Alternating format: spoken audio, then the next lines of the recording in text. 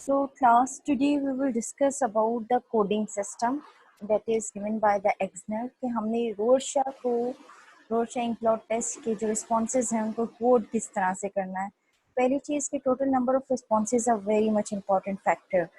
अगर तो 14 से कम रिस्पॉन्सेज हैं तो हम ऐसे प्रोटोकॉल को कंसीडर नहीं करते।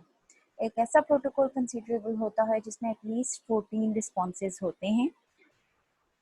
अब बेसिकली 3 स्टेप्स में ये कोडिंग होती है। पहले प्राइमरी कोडिंग कैटेगरीज असाइन की जाती हैं और प्राइमरी कोडिंग कैटेगरीज के बाद हम लोग रेशियोज, परसेंटेज और डेरिवेशंस जो हैं उनको असाइन करते हैं और after that assignment we go for constellation. So there are 3 steps. पहले हम जो रिस्पॉन्सेज हैं उनको कोड कर देते हैं। कोडिंग के बाद हम रेशियोज और परसेंटेजेस निकालते हैं कि हमारे जो 10 कार्ड्स हैं उन 10 कार्ड्स में ये जो कोडिंग हमने की है उसमें कितनी रेशियो हमारी आई है, कितनी परसेंटेजेस हैं, कितनी डेरिवेशंस हैं, कि कितने परसेंट रिस्पॉन्स किस नौयत का आया है। एंड देन कंस्टलेशन के अंदर बेसिकली हमारे पास 4 इंडिसेस आ जाती हैं कैटेगरीज। पहला जो तीनों स्टेप्स हैं उनमें हम डिस्कस करते हैं। पहले प्राइमरी कैटेगरीज के जो कोड्स हैं जो कि हम असाइन करते हैं, तो प्राइमरी कैटेगरी के जो कोड्स हैं उनमें प्राइमरी कैटेगरीज कोडिंग में हमें लोकेशन मिलता है। लोकेशन रेफर्स टू के जो रिस्पॉन्स दिया गया है उसमें क्या पूरे ब्लॉट को कंसीडर किया गया है या ब्लॉट के किसी एक हिस्से को कंसीडर किया गया है। लोकेशन में हम ये देखते हैं कि जो एग्जामिनी है उसने ब्लॉट का कौन सा हिस्सा कंसीडर किया है। फिर डेवलपमेंटल क्वालिटी का कोड भी हम असाइन करते हैं। डिटर्मिनेंट्स का कोड के डिटर्मिनेंट्स के ऐसा रिस्पॉन्स जो कि एग्जामिनी ने रिकॉर्ड कराया है वो क्यों कराया है और उसकी क्या वजह है कि एग्जामिनी ने ये रिस्पॉन्स दिया है। फॉर्म क्वालिटी का कोड हम असाइन करते हैं। कंटेंट्स का कोड हम दे सकते हैं। फॉर एग्जांपल कि हमें सारे के सारे रिस्पॉन्सेज में एक ही कंटेंट नज़र आ रहा है। फॉर एग्जांपल कि एग्रेसिवनेस का कंटेंट नज़र आ रहा है या हमें फियर का कंटेंट नज़र आ रहा है, तो हम ये कंटेंट भी असाइन कर सकते हैं। पॉपुलर्स बेसिकली वो कोडिंग होती है जो कि हमारा जो नॉर्म ग्रुप है वो उसका 1/3 इंडिविजुअल्स ने भी सेम वही रिस्पॉन्स दिया होता है। मतलब कि आपका जो एग्जामिनी है उसके 10 के 10 कार्ड्स के अंदर वही रिस्पॉन्स आपको नज़र आ रहा है जो कि जो नॉर्म ग्रुप के रिस्पॉन्सेज के अंदर मौजूद होता है। स्पेशल स्कोर्स ऐसे स्कोर्स होते हैं या ऐसी कोडिंग होती है जिसमें हमें किसी भी किस्म की कोई मॉर्बिडिटी नज़र आती है, किसी भी किस्म का कोई साइकोलॉजिकल डिस्ट्रेस नज़र आता है, कोई ऐसा इंडिकेटर जो कि हमें उस एग्जामिनी की लाइफ के बारे में कोई क्रिटिकल मैसेज दे रहा होता है, कोई क्रिटिकल हमारे पास क्लू छोड़ रहा होता है, उसको हम स्पेशल स्कोर्स देते हैं। सो देयर आर 7 कैटेगरीज जिसके अंदर हम पहले कोडिंग करते हैं। उसके बाद जब हम ये कोडिंग कर चुके होते हैं तो फिर हम उस कोडिंग के रेशियोज निकालते हैं, परसेंटेजेस निकालते हैं, डेरिवेशंस निकालते हैं।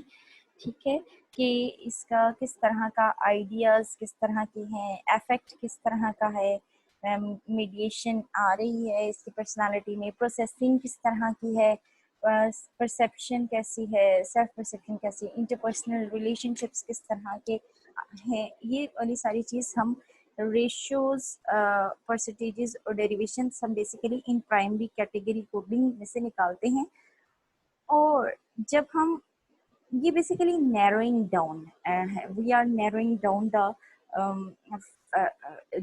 इंफॉर्मेशन के पहले हम बिल्कुल जो इंफॉर्मेशन एज इट इज़ हमें डिलीवर हो रही है हम उसको कोड करते हैं। फिर उस इंफॉर्मेशन को परसेंटेज वाइज कोड करते हैं कि हमारे पास ज़्यादा इंफॉर्मेशन इस पर्सनालिटी के अंदर हमें ज़्यादा फॉर एग्जांपल पेसिमिज्म नज़र आ रहा है, ऑप्टिमिज्म नज़र आ रहा है, या फियर नज़र आ रहा है, या एंजाइटी नज़र आ रही है, तो रेशियोज, परसेंटेज और डेरिवेशंस के अंदर हम इस चीज़ को कोड करते हैं। हमें लो मूड नज़र आ रहा है, साइड इफ़ेक्ट्स हैं, प्रोसेसिंग स्लो है, इंटरपर्सनल रिलेशनशिप्स पुअर हैं, सेल्फ परसेप्शन बहुत ज़्यादा मीगर है। तो हम बेसिकली जो कोडिंग हम पहले कर चुके होते हैं वहाँ से रेशियोज और परसेंटेजेस निकाल के तो हम इन चीज़ों को कोड करते हैं।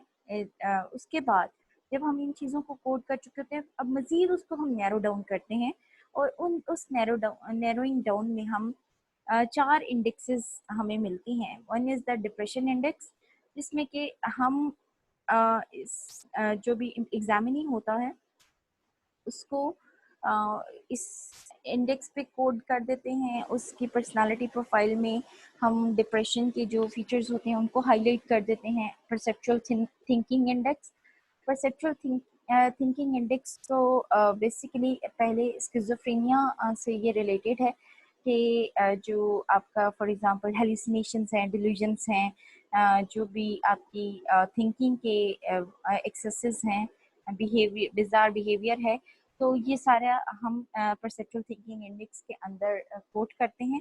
उसके बाद हमारे पास आ जाता है coping deficit index. Coping deficit index में बेसिकली हम जो भी हमने प्रोटोकॉल इंटरप्रेट किया होता है, अगर तो हमें ऐसा लगता है कि the person doesn't feel self sufficient in any novel situation at that time, हम इसको उस एग्जामिनी के प्रोटोकॉल को कोपिंग डेफिसिट इंडेक्स पे हाई रेट करते हैं। हाइपर विजिलेंस इंडेक्स, अगर हमें पर्सनालिटी प्रोटोकॉल के अंदर किसी किस्म की एंजाइटी या प्रोएक्टिवनेस या very much concern toward the future type of thinking नज़र आती है, तो हम हाइपर विजिलेंस इंडेक्स के अंदर उसे कोड करते हैं। So there are three steps basically. पहले हम जो है टेस्ट को कोड करते हैं प्राइमरी कैटेगरीज के अंदर। रोशा के जो रिस्पॉन्सेज होते हैं, 10 के 10 कार्ड के एग्जामिनी के रिस्पॉन्सेज को हम प्राइमरी कैटेगरीज में कोड करते हैं। देन प्राइमरी कैटेगरीज में कोड करने के बाद हम इस इंफॉर्मेशन को नैरो डाउन करते हैं। नैरो डाउन किस तरह से किया जाता है? जो कोडिंग हमारी होती है उसमें हमें जो रेशो ज़्यादा मिल रही होती है, हम उस पर हम उसे कोड करते हैं। देन हम इस इंफॉर्मेशन को मज़ीद नैरो डाउन करते हुए कॉन्स्टलेशंस बनाते हैं, और उस कॉन्स्टलेशंस के अंदर हमें 4 इंडेक्स मिलते हैं। तो you can ask any question if you want to.